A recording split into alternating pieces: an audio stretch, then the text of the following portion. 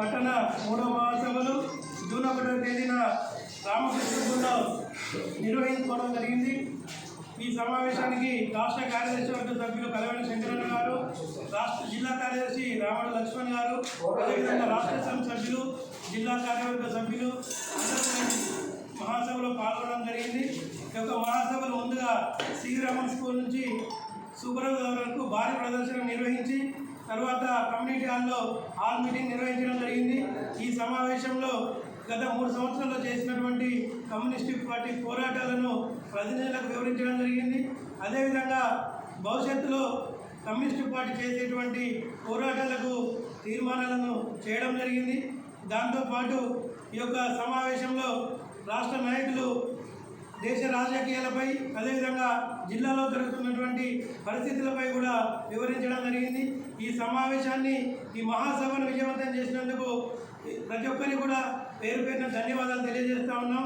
ముఖ్యంగా ఈ మహాసభ విజయవంతానికి కృషి చేసినటువంటి పార్టీ నాయకులకు, కార్యకర్తలకు, సానుభూతిపరులకు అందరికీ కూడా విప్లవ వందనాలు తెలియజేస్తూ ఈ మహాసభల విజయవంతానికి సహకరించినటువంటి పట్టణ ప్రముఖులకు కూడా కృతజ్ఞతలు తెలియజేస్తూ ఉన్నాం। ఆర్థికంగా సహకరించినటువంటి ప్రతి ఒక్కరికి కూడా పేరు పేరున ధన్యవాదాలు తెలియజేస్తూ ఏదైతే ఈ మహాసభలకు సంబంధించినటువంటి అలంకరణ కానీ జన సమీకరణ కానీ కృషి చేసినటువంటి ప్రతి ఒక్కరికి కూడా పేరు పేరున ధన్యవాదాలు తెలియజేస్తూ ఉన్నాం। అదేవిధంగా ఈ మహాసభలో నూతన కమిటీని ఎన్నుకోవడం జరిగింది। కౌన్సిల్ సభ్యులుగా 47 మందిని, అదేవిధంగా కార్యవర్గ సభ్యులుగా 17 మందిని, కార్యదర్శిగా నన్ను 4వసారి ఎంపిక చేయడం జరిగింది।